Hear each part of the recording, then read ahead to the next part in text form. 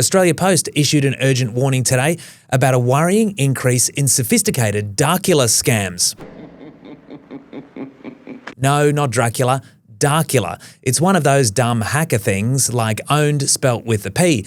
But don't get hung up on that bit because the phishing scams are the real problem. Scammers stole billions of dollars from Australians last year, and older people are often the targets. Australia Post has noticed an uptick in SMS scams that pretend that there's a parcel being delivered, but it can't because there's an invalid postcode. Click on the attached link and hey presto, you've just been scammed. Now, the Norwegian media outlet NRK previously investigated Darcula scams and traced it all back to a messaging group on Telegram where scam software was being sold. The program being sold was called Magic Cat, which allows anyone to create scams that impersonate corporate correspondence.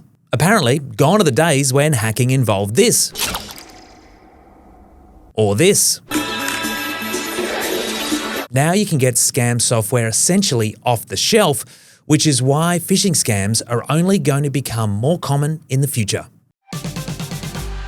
This is an important part of our efforts to make the budget more sustainable and to fund our priorities, including strengthening Medicare, providing cost of living relief, the tax cuts for every Australian taxpayer. This government has always been talking about wages right since that 2022 election, and today he has lodged a submission, or the Treasury has lodged a submission with the Fair Work Commission, arguing for a pay rise for people on minimum wage and industrial award wages.